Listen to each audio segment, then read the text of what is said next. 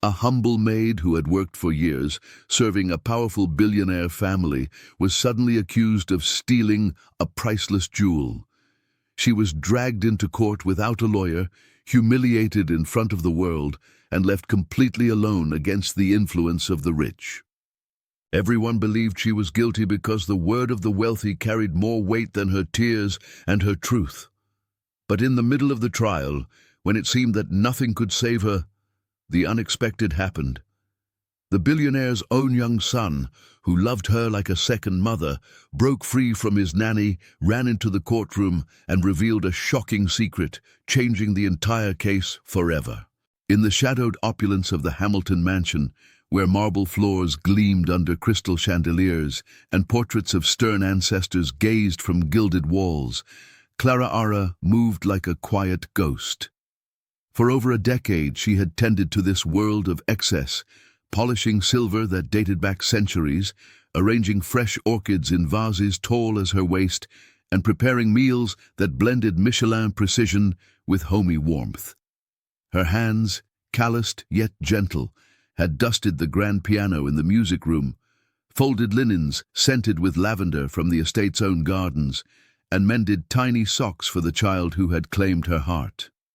Clara Ara was no mere servant.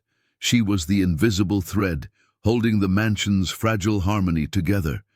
But beneath the surface calm, tensions simmered in the quiet halls, where whispers echoed longer than they should. Little Ethan Hamilton, with his wide hazel eyes and mop of unruly curls, had latched onto Clara Ara from his earliest days. After the tragic loss of his mother to a sudden illness 5 years prior, the boy had wandered the mansion's labyrinthine corridors at night, seeking solace. Clara would find him huddled in doorways, his small frame trembling, and draw him into her lap with stories of far-off lands where lost children always found their way home. She sang lullabies in her soft, lilting voice, old folk tunes from her village that wrapped around him like a blanket, chasing away shadows. Ethan called her Clara Mommy in secret moments, his tiny hand clutching hers as they baked cookies in the vast kitchen, flour dusting their cheeks. To him, she was safety incarnate, her presence a balm against the mansion's echoing emptiness. Adam Hamilton, Ethan's father, ruled his tech empire from a glass-walled office overlooking manicured lawns that stretched to the horizon. Tall and broad-shouldered, with a jaw set like carved granite, he carried the weight of his widowed solitude in the lines etched around his eyes. Raised by his mother, Margaret, a woman whose iron will had forged the family fortune through sheer dominance, Adam deferred to her counsel in all matters domestic. Margaret glided through the mansion like a queen in exile, her silver hair coiled in a severe chignon, her dresses always black silk that rustled with authority. She had never warmed to Clara Ara, viewing the maid's closeness to Ethan as an intrusion, a lowly woman daring to eclipse the family's bloodline. Margaret's smiles for Clara Ara were thin as razor wire, her eyes appraising every movement with predatory calculation, yet she said nothing overt, letting her disdain fester in the mansion's heavy air. The priceless Hamilton emerald necklace, a heirloom teardrop pendant framed in antique gold, passed down through generations of society doyens, vanished on a fog-shrouded autumn evening. It had rested in a velvet-lined case within Margaret's private study, a sanctum of mahogany paneling and locked drawers. The household awoke to hushed panic. The case stood empty, its glass lid undisturbed save for a faint smudge. Margaret's voice sliced through the morning like a blade. "Clara Ara," she declared in the breakfast nook, her finger stabbing the air, "the only outsider with unfettered access. Who else could it be?" Clara Ara, midway through pouring Adam's coffee, froze, the porcelain pot trembling in her grip.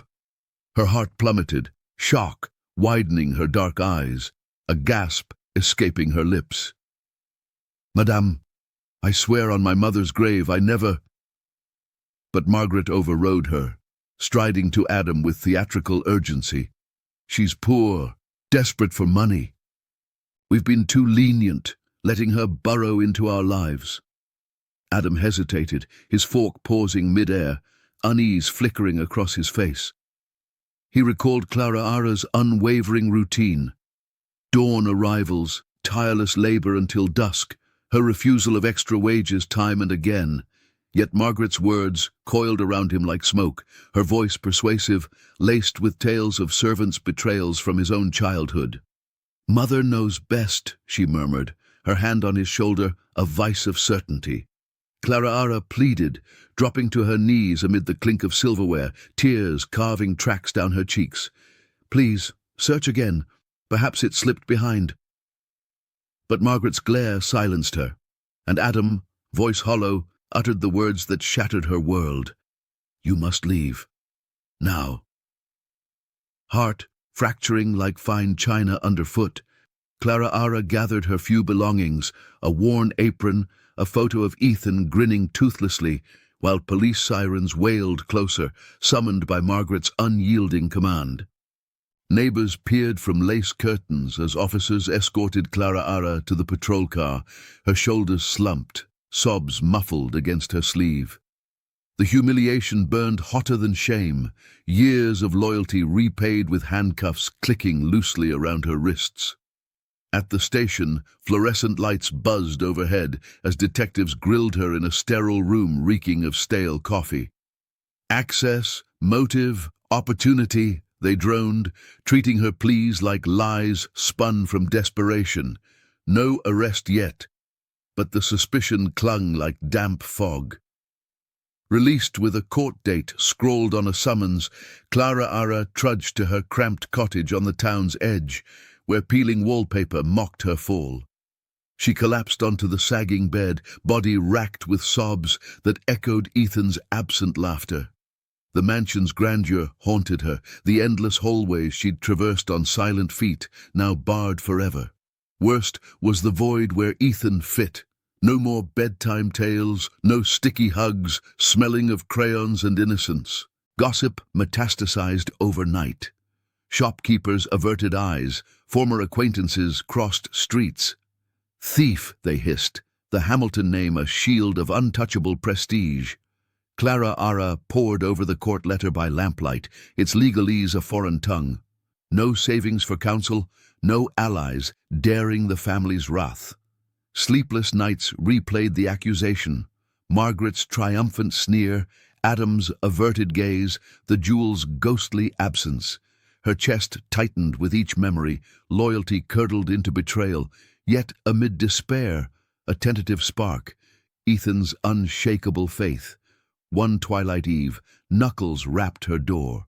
There stood Ethan, cheeks streaked with tears, having slipped past the mansion gates on his tricycle. He flung into her arms, burrowing like a frightened bird. "Clara, Mommy, I don't believe her. The house is empty without you." They wept together on the threadbare rug, his small drawing, a stick-figure duo hand in hand, clutched like talisman. Though powerless against courts, his love fortified her resolve. Clara Ara scraped evidence, faded pay stubs praising her diligence, snapshots of joyful Ethan, pleas to past employers. A pro bono intern at the legal aid clinic offered halting aid, poring over timelines. Her cleaning rota that night, placing her in the kitchens, far from the study. Whispers of anomalies surfaced. The study camera mysteriously powered down precisely during the window, but officials shrugged it off, sans proof of sabotage. Meanwhile, Margaret orchestrated a media blitzkrieg. Her elite attorney, Marcelo Ribeiro, a shark in bespoke suits, fed headlines branding Clara Ara the mansion marauder. Tabloids blared her poverty as motive, paparazzi staking her cottage. Adam retreated into workaholic isolation, guilt gnawing as he passed her vacated quarters. Ethan's plaintive queries, "Where's Clara?" met with evasive murmurs. Margaret soothed the boy with gadgets, her embraces laced with surveillance, sensing his budding doubts. Ethan's nights grew restless, fragments resurfacing, a midnight thirst leading him past the study, shadows shifting unnaturally. Margaret's silhouette, furtive, pocketing gleam. "Just a dream, darling," she'd cooed then, but now her evasions rang false. He hid duplicates of his drawing, heart aching for Clara Ara's warmth amid the mansion's chill. Staff tiptoed, loyalty fracturing under Margaret's hawkish gaze. Clara Ara endured trial prep in limbo, streets a gauntlet of stairs, her reflection in shop windows a stranger, hollow-cheeked, defiant. Court convened in a vaulted chamber of polished oak, Clara Ara, in her starched uniform, sole armor against the gallery's murmurs. Ribeiro eviscerated her character, opportunist worming into wealth's bosom. Witnesses, intimidated retainers, parroted Margaret's script. Adam slouched beside his mother, torment etching his features, memories of Clara Ara's post-widowhood vigils clashing with filial duty. Margaret preened, a spider in her web. Ethan, smuggled in by lax oversight, perched wide-eyed in the rear. Media frenzy peaked outside. Housemaid's heist. Clara Ara's testimony pierced the din, voice steady, recounting devotion, Ethan's surrogate motherhood. Skepticism rippled, her solitude amplified the void. Cracks emerged, the vanished housekeeper's abrupt exit, a maid's retracted sighting of Margaret nocturnal. Emily, a rookie attorney touched by news clips, supplanted the intern, unearthing timeline fissures, camera sabotage hints. Ethan's memories crystallized. Margaret's whisper, "Clara Ara's the perfect scapegoat." Confrontations brewed, his queries rebuffed with boarding school threats. Adam unearthed home videos, Clara Ara cradling a bereft Ethan, her tenderness irrefutable. Emily unearthed gala snapshots, swiftly scrubbed, of Margaret flaunting the Emerald Post theft. Trial's third day crackled. Ethan bolted from the nanny, vaulting barriers to Clara Ara. "Shh, Mommy, I know who did it." Chaos erupted. Adam vouched for his son's candor. The judge halted proceedings. Ethan's testimony spilled, midnight sighting, Margaret secreting shine into a gold-latched box, muttering blame on Clara Ara. Specificity stunned.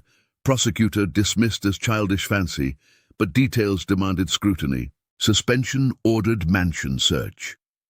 Adam infiltrated Margaret's study post-bedtime, unearthing the safe, emerald nestled amid incriminating envelopes.